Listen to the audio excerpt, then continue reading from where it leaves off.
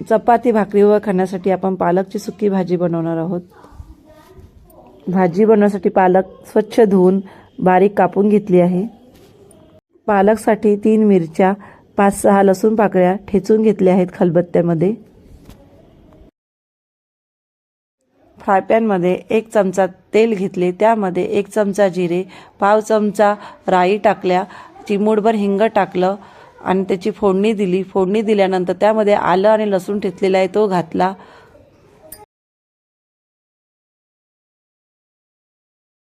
फोडणी झाल्यावर त्यामध्ये कापलेला कांदा, टोमॅटो घातले, अर्धा चमचा मीठ घातले, 1 चमचा हळद घातली आणि ते थोडं शिजवून घेतले।